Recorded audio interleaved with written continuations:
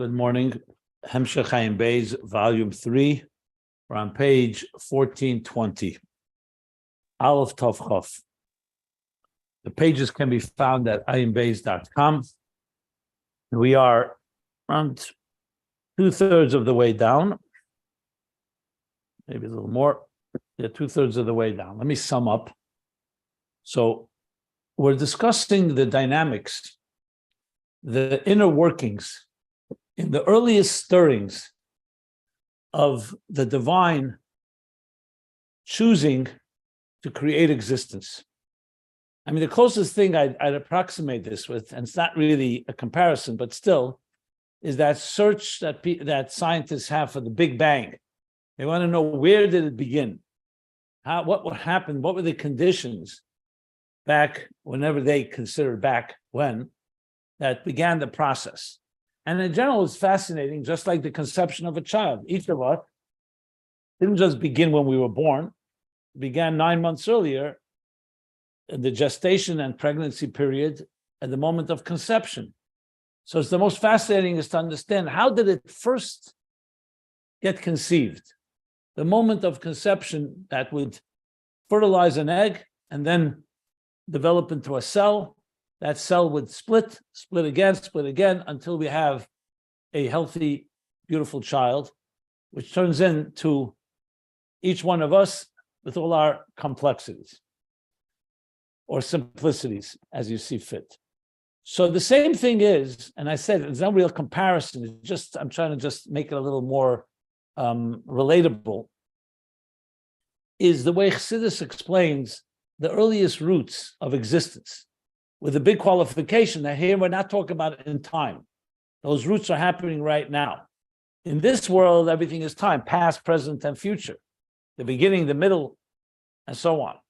But above, it's happening right now, that there are stages of existence as they are, is so-called, as we see them in our empirical and tangible reality.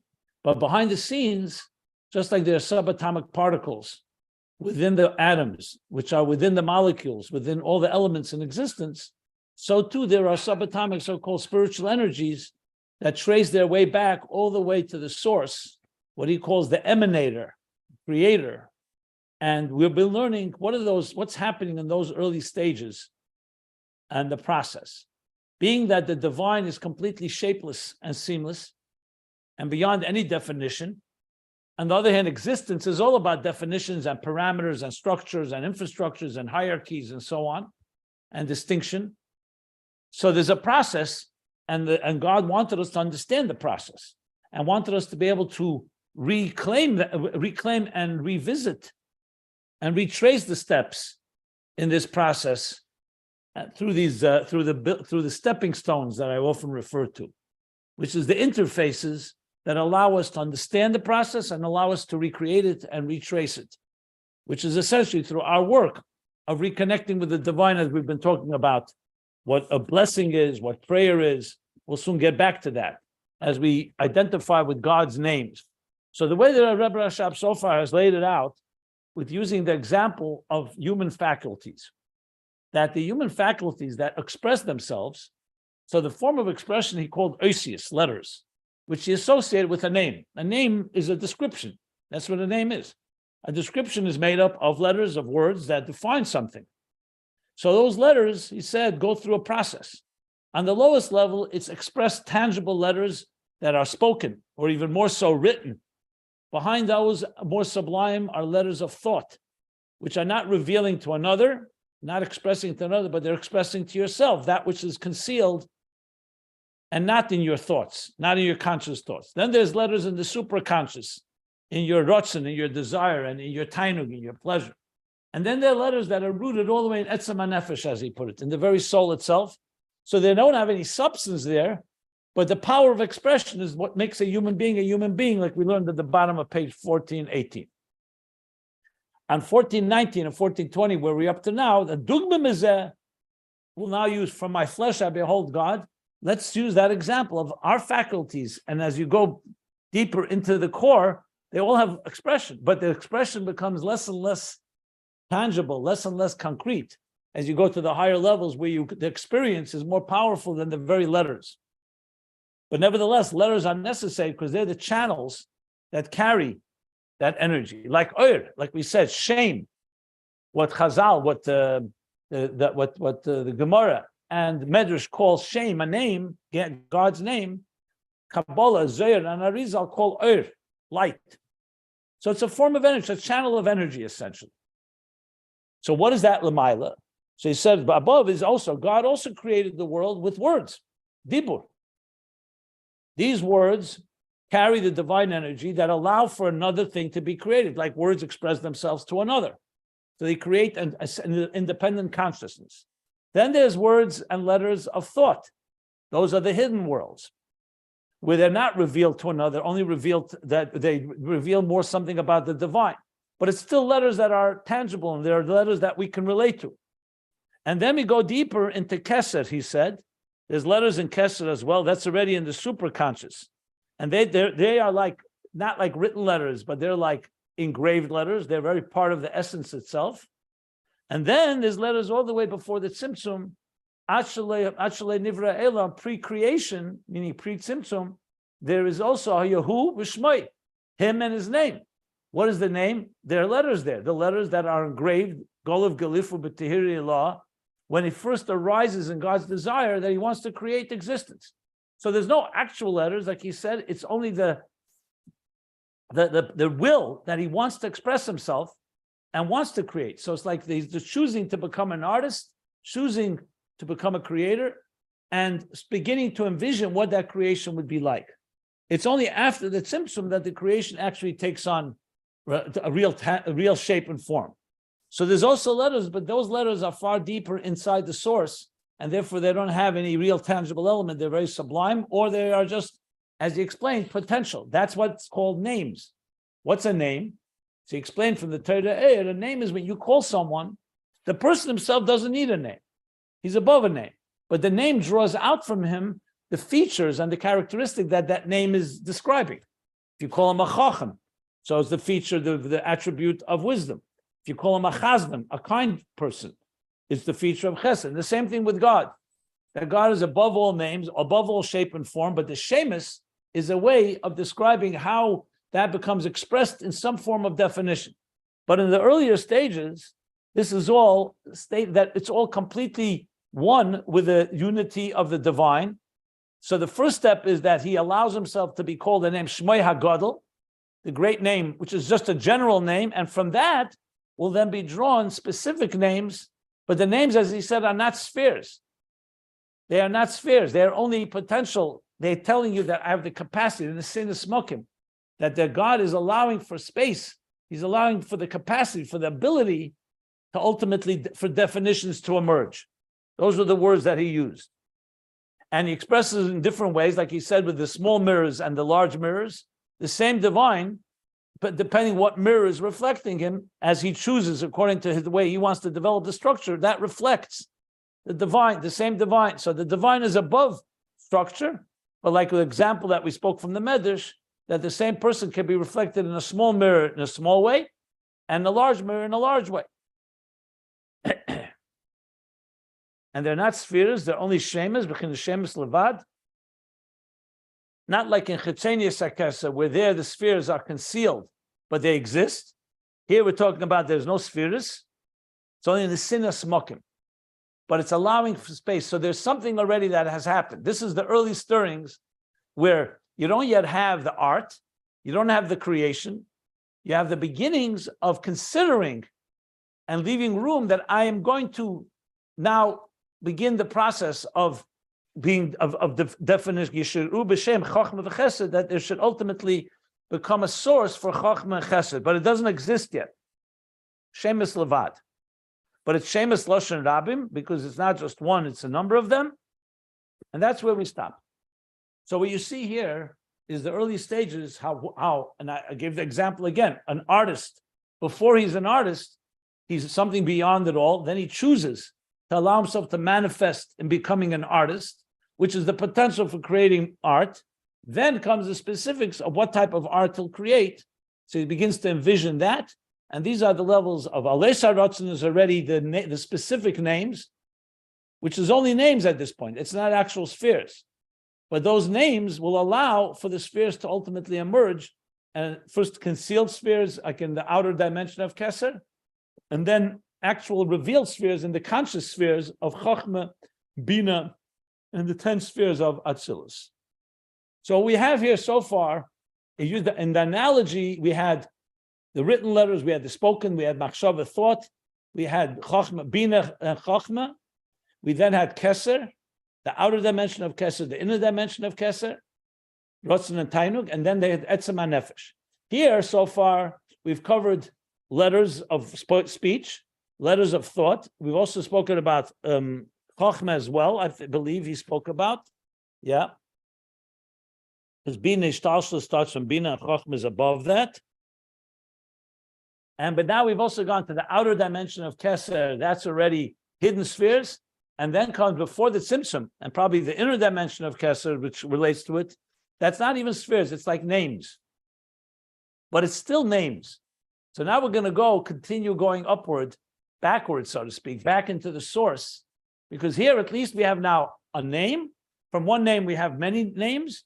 And that's the beginning of leaving room for definitions that will ultimately take shape as we move forward, especially after the Tzimtzum and the process that creates more concrete definitions. But we now know where it originates from in the desire of God as he desires to create existence. And prior to that, there everything is Achdus, Shem Echad. Shem Echad Lavash, Shmei Echad, Yehu Shmei Bolvad. Okay. That's what sounds like it before all of it saying, hey. Let me just see. Okay, with that, I'm going to continue reading the line that begins, Hagadol, 2/3 of the way down on page 1420. As I said, the pages can be found at ayinbeis.com. So he said, Mokol Mokim Zeh B'chinas Shem Es Loshen Rabim V'Nimshachim Mishmei Hagadol Shu B'chinas Shem Echad. So you have the one name of God, and then you have the names, the specific, because one name is just referring to expression in general, that God has allowed himself to be called by a name. But the specific names is Chacham, Chazdon, that's already specific functions and specific attributes, which is still not spheres, but is the beginnings from which will allow room for the spheres to emerge. The Kol Zeh Hu B'chinas Hamshacha V'Gilim Min Ha'atzmos. All this that we've discussed, one name and the multiple names, is all Hamshacha V'Gilim Min Ha'atzmos. It's not Atzmos itself. It's already letters. It's a name. It's very sublime, very ethereal, and doesn't have substance. Different than the structures that will be later in Ishtalshlus. But it's still Hamshacha V'Gilim Min Ha'atzmos. The very fact that God is choosing to express himself, to allow himself to be expressed, which is not necessary, because Atzmos on its own doesn't need any of that. So all this is Hamshacha V'Gilim Min Ha'atzmos. And just to translate, Hamshacha V'Gilim Min Ha'atzmos means some form of manifestation, some expression, some revelation, something that is not just built in Metzias Nimtza, where Etzem is completely removed from anything. Even the very concept of expression and consciousness is not a quality. That's only a quality once God chooses to manifest in some way. So all this is a form of Hamshacha and Gilim Min Ha'atzmos. The Gam B'chinas Shem Hanal, because even the shame, even the higher level, the name itself, the name that we call Kodim Alei Saratzin, it's not yet even envisioning or giving room for the specific names. That's also a Gilead. It's a name. The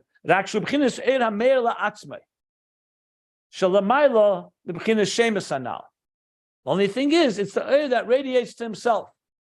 Like he said before, like machshava.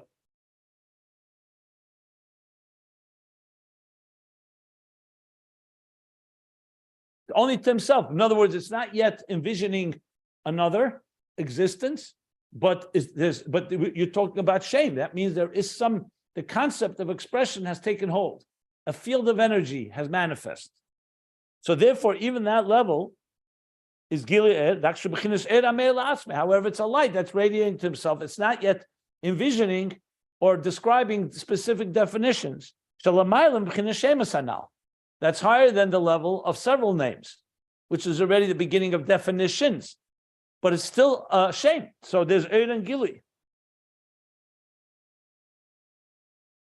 Shehein ba'atzmusei gufa, the calling of the specific names in the Etzem itself, before the Tzimtzum, everything is like considered encompassed within the Etzem. But that level is Bechinas Eir HaMeir L'Zulose. Because as soon as you're saying different names, Chacham, Kazdon, wise, kind, and generous, and so on, so even though it's not actual Sphira, but within his core, it's already associating with something that is Amer L'Zulose, like speaking to yourself. So it's like the Dibur within yourself. Whereas the one name is only a Gili La'atzmei. So the artist, when he starts saying, I agree to I want to become an artist, that's still to himself. Then when he starts envisioning, what kind of art am I going to create? That's the way the Shemus Lashon Rabim, the several definitions, he hasn't created it yet. And that's what he's distinguishing these two levels. Canal. That means within himself, he's already preparing the ground to associate with another. It's like the teacher is not yet taught, but he's already preparing himself to have a relationship with another. But it's still an asinis mokim only, meaning it's only leaving room for it. Didn't happen yet. That's the distinction. But even the higher level, Shemai, is still a gili. It's just a gili to himself. It's not yet associated with another. That's what he just added. So we see from this that there's still a higher level. That's the Etzem, higher than this Eir. There's Shmoi, and there's Hu. We'll soon get there. But first thing you want to establish is that even the highest levels is still a Eir Gili V'Amshach. Just anyone has any questions? I just want to go very slowly and deliberately, so I'll stop more often because it's a very dense and high level descriptions. So I just want to make sure everything is clear. Okay.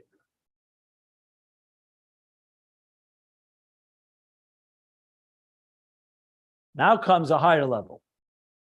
It says Etzem. So you have to say when he says Etzem, he probably means Etzem Ha'oyer. That's what they write on the footnote. Because he says right away, Haku Hakol Ba'atzmusei. So now we said Oyer. So there's some shame. There's a name. It's a general name. It doesn't have definitions, but you can't call it just him. He's allowing himself to be called by a name. That means there's another. You don't need a name if there isn't any concept of another altogether. The only thing is there's no actual other, and there's no even envisioning another. But it's the beginning of revelation, the beginning of expression to himself. Remember, there are levels we're going to learn now that are not even an expression to himself. So he says now, Etzem Ha'oyer is a higher level. It's a third level. Hu Hakol Ba'atzmusei, that's encompassed in the core. She'ein klal b'bchinas hamshachim in ha'atzmus. Now this is very critical to understand well, because he's now saying something which sounds paradoxical. You're saying it's not in any way hamshachim in ha'atzmus, but you're calling it Eir Hakol v'Etzem. Etzem Ha'oyer, Kol Ba'atzmusei. That's not at all in any way an extension from Atzmus. It is similar to Atzmus itself. So in other words, so let's use the example of the sun. The sun and sunlight are not the same thing. The sunlight doesn't have anything other than what the sun gives it, but the sun is not defined by sunlight. The sun is the source of sunlight. Now there's sunlight outside of the sun, and there's sunlight within the sun.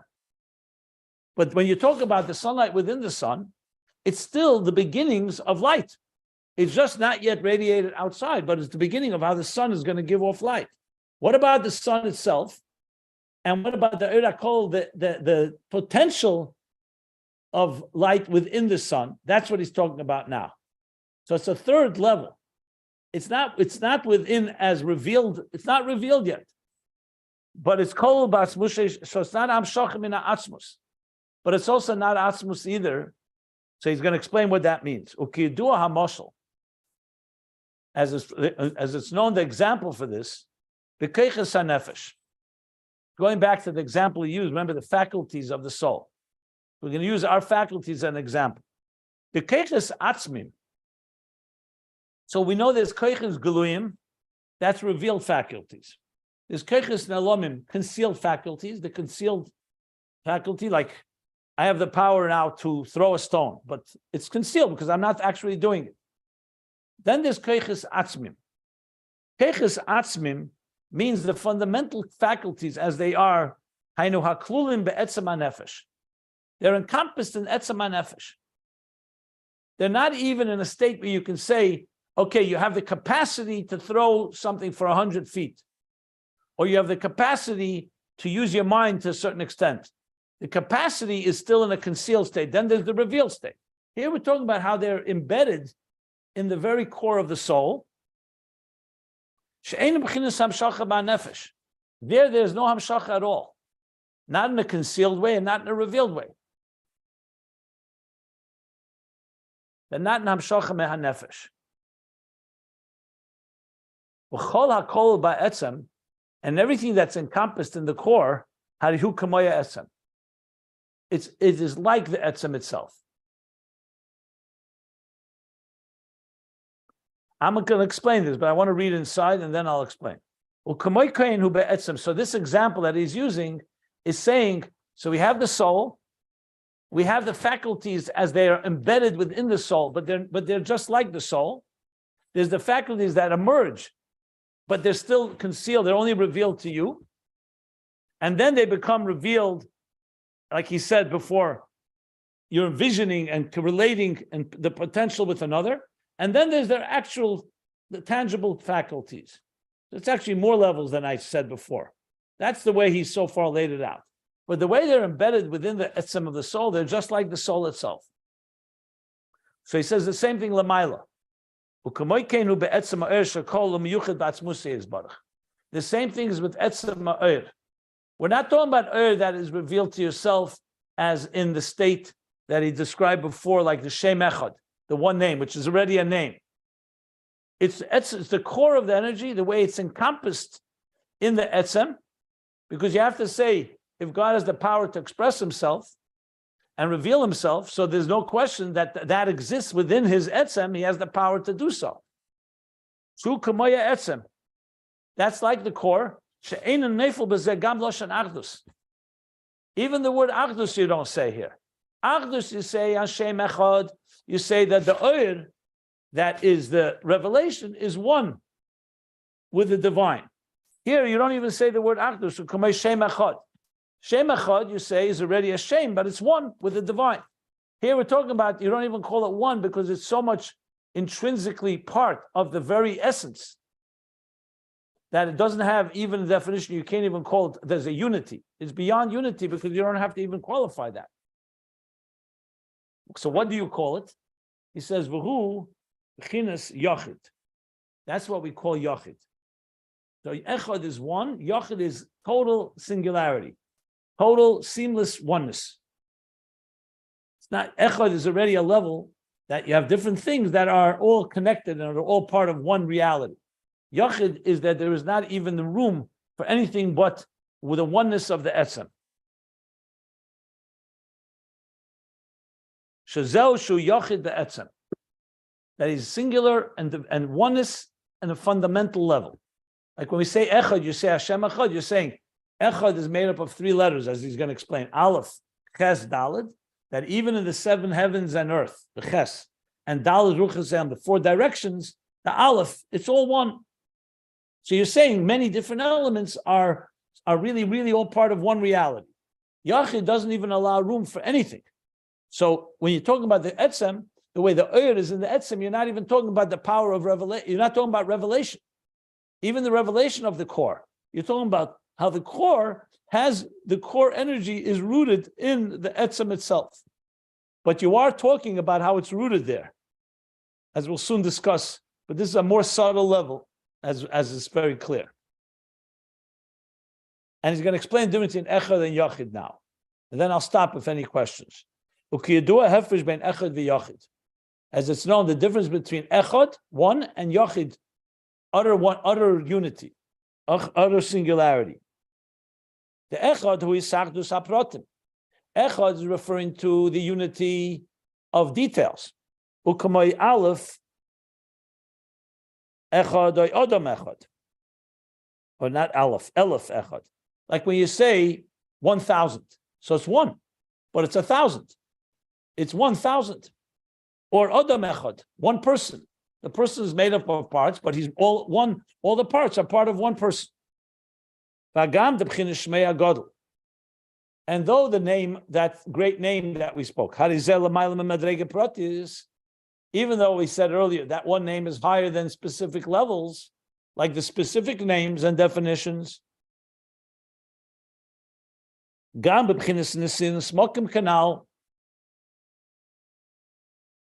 also even higher than leaving room for details. The specific names is in the sinis mokim. They're not actual details. They're leaving room for details, for detailed definitions. Shmoya Gadol, we said, doesn't even leave room for definitions. Not only does there no details, it doesn't even leave room for details. So how do you call that? So why are you calling that echad? The kol mokim had his bechinas gili. But since it's a level of gili, because shmoy means some form of expression, even if it's not in any details,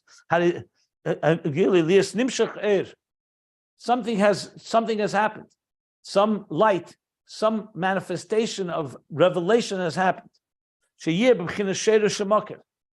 That it should be at least the root and source of what?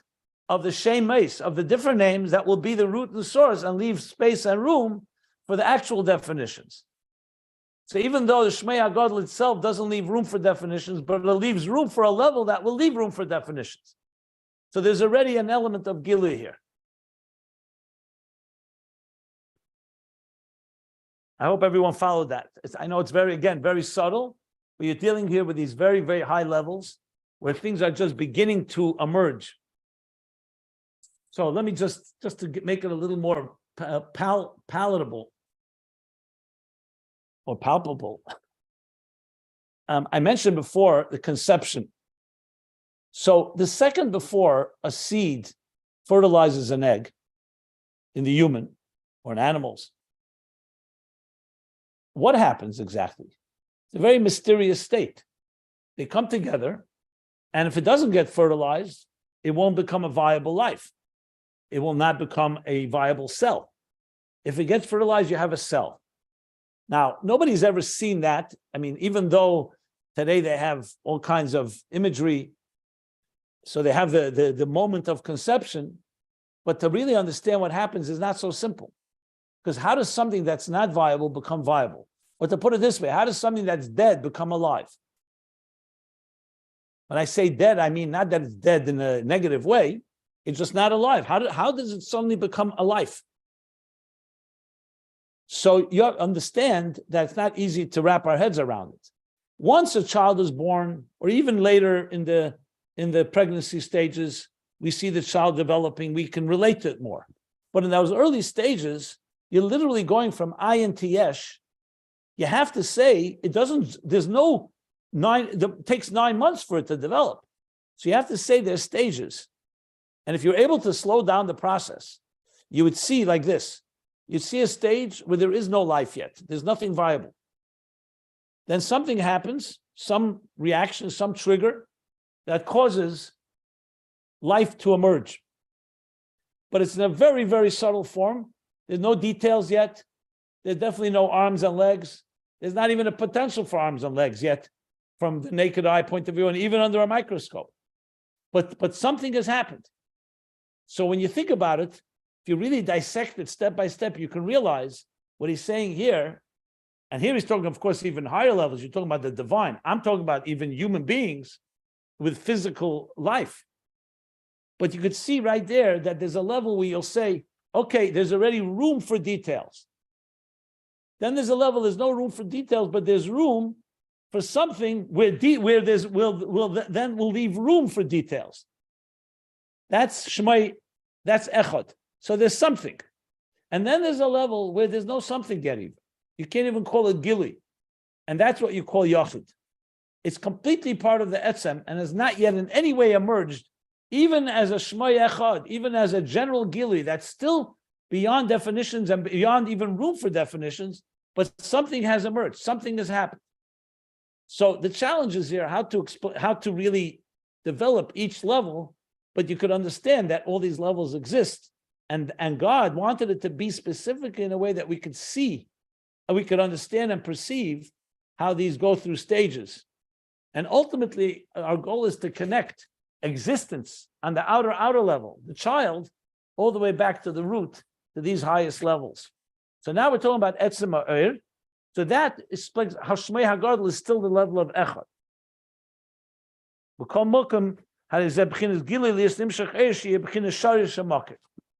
So ultimately, there is that element of called Gili. So Shmei is Gili. Shemus HaPratim is that leaves room for definitions. Lower than that will be the actual definitions and the spheres and so on. Etzem is not even Gili. It's all within the Etzem. He has the capacity for all this to happen, but it's not yet become even emerged in the form of Gili. So it's like saying a father and a mother have the capacity to have a child, but there's no process has begun. So it's not even the process of them being intimate and allowing for the fertilization of the egg and allowing for something to take hold. It's just they have the capacity. Like you said, Etzem HaNefesh encompasses in it the capacities, the what he calls, the Koiches Atzmim, I should say. The Koiches Atzmim, what he called the Koiches Atzmim, yeah.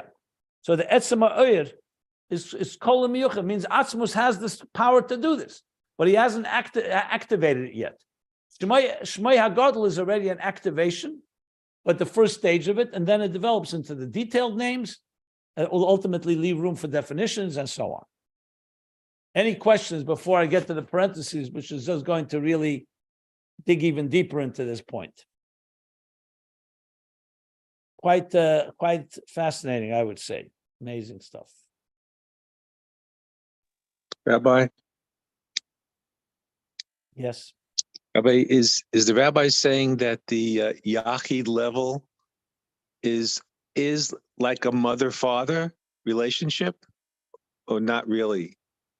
No, I'm It's just not. first of all, the example I'm giving this example, not and I'm using it very specifically only for one thing, to explain that something before it becomes even leaving room for definitions.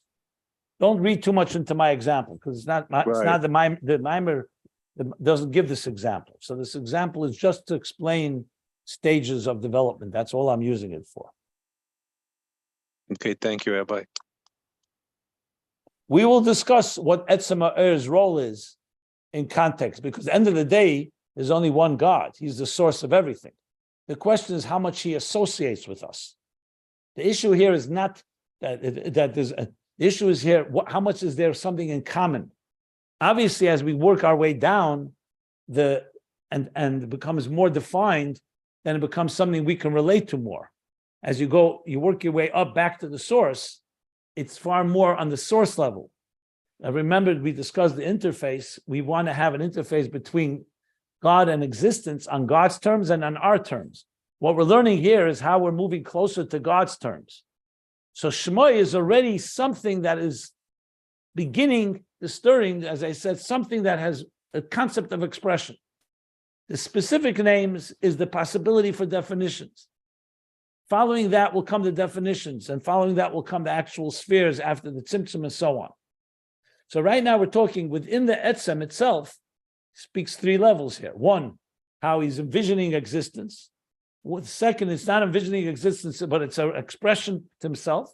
And there's a level, there's no expression at all. It's just the Etzem has the capacity. My example here was that the father and mother have the capacity, but I'm not trying to point out that this is the father and mother of the child, even though that happens to be the case. God is the creator.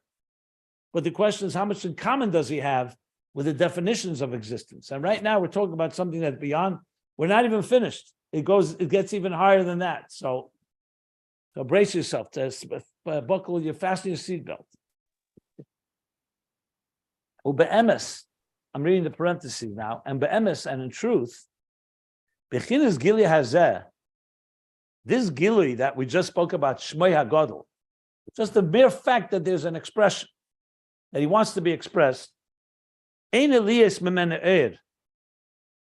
So he just said, Well, Shmei HaGadol sounds like that it's true. It's not even leaving room for definitions, but the goal is that there should be Oyer. It says the truth is the Gili of Shmei HaGadol is not that there should be Oyer that should come from him.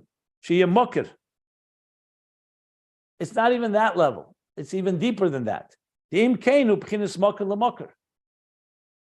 So even though I just called it a root and source, the Rebbe Rashab is saying, in truth, it's not really a root and source, because it's really beyond. Because then you would call it at least a Mokir L'Mokir. The specific names is the Mokir, is the source because it leaves room for definitions, and the one name is the first level of expression, is a source to a source. It says it's not the case. So what is the inyane of this Shmei HaGadol, this Oyer, this Gili? What is its function? Its role is not to become definitions. It's here just to tell us that Atzmus exists. The very, very key point he's making here. Very profound. In other words, in Gilui itself, you could have a Gilui that I'm revealing myself because I want to become an artist. So the first step is I have to first manifest as being a general artist, a general name. And then in that itself, I'll begin to envision and describe specific details, the different names. That's one way to look at it. Another is another. No, God, Atzmus, wants to reveal himself. It's not relevant here now that he's going to become an artist and is going to come into definition.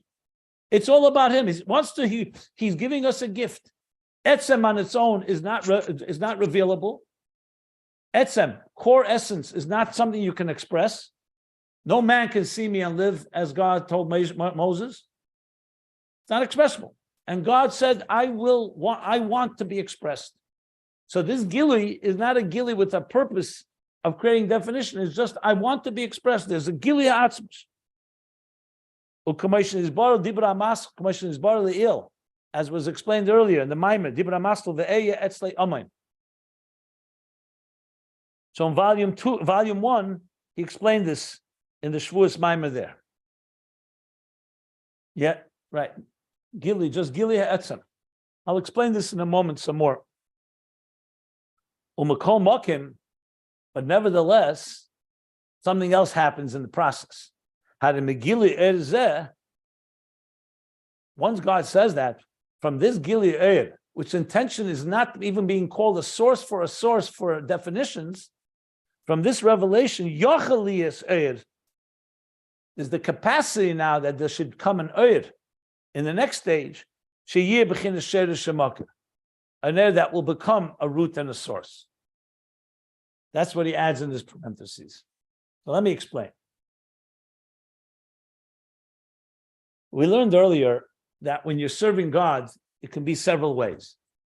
A person could say, I realize living a selfish, narcissistic life that's just about me is not true. It's not healthy, not honest. So I realized life is a gift. Health, I was blessed with health. I was blessed with different skills and gifts and blessings. And it makes sense that I should dedicate my life and commit to the one that created me, to the mission of my life. Now that's beautiful. Because instead of living a parasitic life, a life about me, everything is driven by your needs and self-interests, you recognize, no, you're here to serve. But it makes total sense. Why? Because you're getting life, you got health.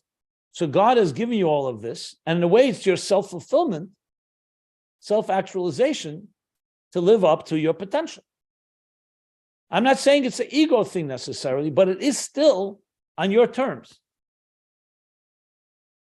So it's great progress from a person who just lives a selfish life and doesn't care about anybody else except himself, and definitely not about God. However, it's still about you and how God chose you, and you're having God on your terms. You're thanking God for your health. You're thanking God for the food he's given you, for the blessings, and so on. As we climb in Avedus Hashem, the goal is to have a relationship with God, not just on our terms. That would be like saying, I love my spouse because she provides for me. She loves me, she cares for me, she feeds me, she takes care of the children. Or he, either way, it could be she and he. So there's a relationship based on what I'm getting from it. I'm not suggesting it's conditional necessarily, but it's definitely on your terms. And it's completely, which is better, as I said, than just taking it for granted and thinking a sense of entitlement that you don't need to even acknowledge all that. But we've learned as we grow from mutfa, murgish, and muskul, as we mature, it's still a subjective relationship, one on our terms. Then you say, 1 second, what is this God like? Is God just here to serve me? That's all it is. It's like that chassid that was by the Alter Rebbe, and he gave a whole grocery list of things that he needed. And the Alter Rebbe waited patiently till he finished. And he said, you're telling me everything you need. Well, what do you need it for? In other words, there's understanding there's more to God than just serving our needs. So now you say, I want to have a relationship and understand God on God's terms. What do you care about? Not just that you're caring for me and I'll fulfill my mission, what you sent me here for, which again is definitely beautiful and definitely the first steps. So now we're talking about understanding God on God's terms. And here we climb higher and higher and higher. Where first we understand how God chose to create us and why he chose. Then we go even deeper. What is God like outside of me? Real relationship is when you love someone, it's not just I want to know what you are there, how you're there for me. You know, like the guy that goes on a date, talks about himself for 2 hours, and then he says to this date, he says, okay, enough about me, now tell me, what do you think about me? As if it's like some benevolence. A true relationship is you want to know, what do you want? What do you need outside of me? I want to know what you're like. And that's already beginning to understand God on God's terms. So when you get to these highest levels, where God is the first stirrings of desiring creation, even the highest level of the names is still the names are definitions that will ultimately define existence. Then there's a level of revelation that's not a revelation in order to define existence. It's just God saying, I want to express myself. You want to get to know me? Here I am. And that's what he's saying, that this level of Shmoi HaGadol is not just the beginnings of the specific names on our terms, it's an expression of the divine on divine's term, but it's still revelation. And Eir HaKolol, the Etzem, is not even that revelation. That's the Etzem itself. And we'll talk about that more as we continue learning this, as he's going further. But right now, he explained and qualified what this level of Shmoi HaGadol is. If you think about it, it's almost like when you connect to this level, it's more Lishma, because it's not about me. I want to know what you're like. Tell me, God, what do you care about? What do you want? Not as much as, now, once God is already in that state of expression, he says, then, I'm not going to call it a byproduct, but as a result of that, he says, that allows the possibility for the earth to actually become a Sheirish Shemakah. Because the fact of the matter is that God's very expression is already creating some definition. It's not the purpose of definition, the purpose to reveal himself, but that revelation allows room now for the next level of revelations and names that will become, will allow space, like he said, create the potential for definitions and from there go downward until it actually becomes actual definitions. That's what he said right now. In the parentheses, any questions?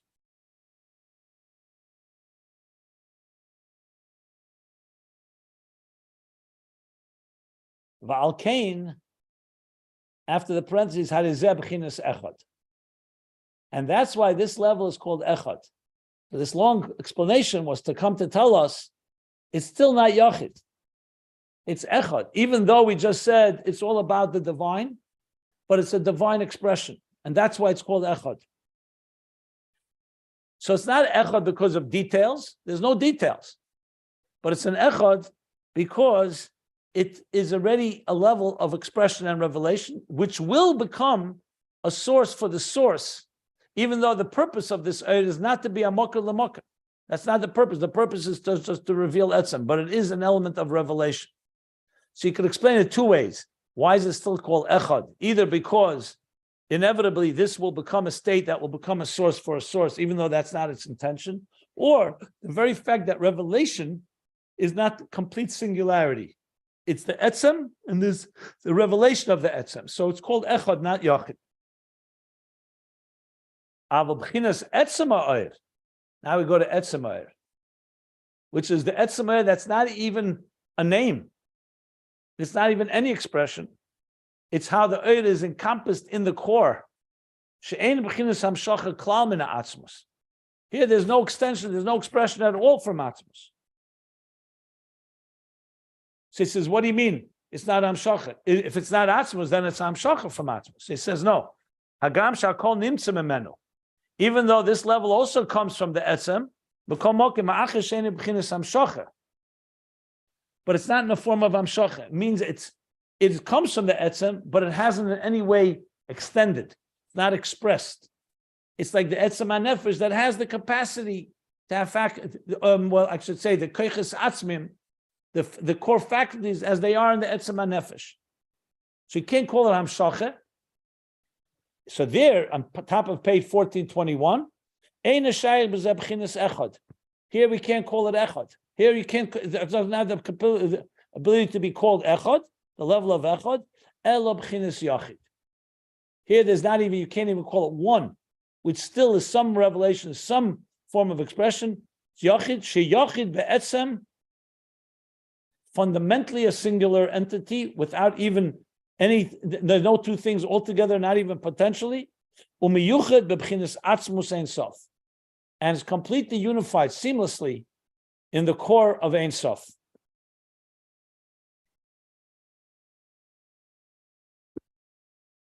So now we've talked about Eir HaKol Be'etzem, and this level, this highest level. Okay, I'm going to stop here, but let me take questions if anyone has any questions.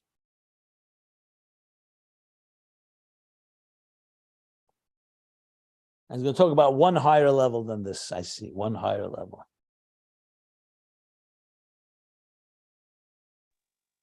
Rabbi, is there a difference between Etzem and Ein Sof?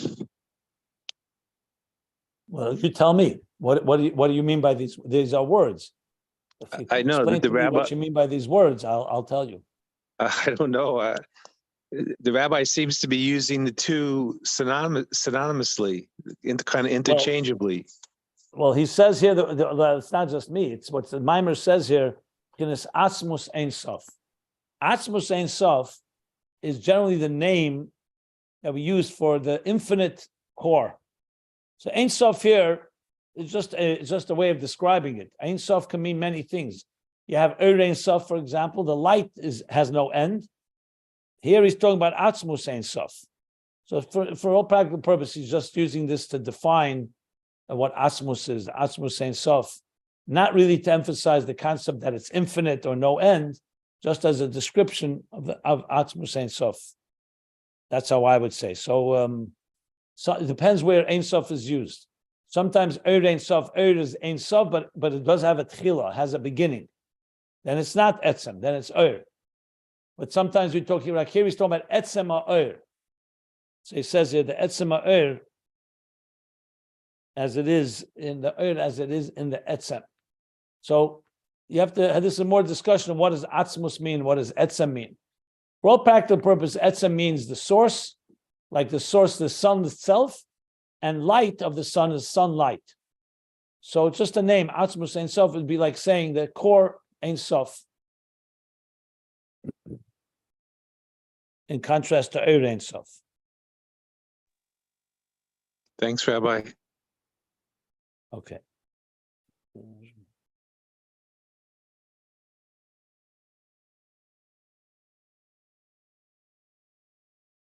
Now, I'll just add one thing before we conclude here today. Remember, Shmoy and Or are synonymous.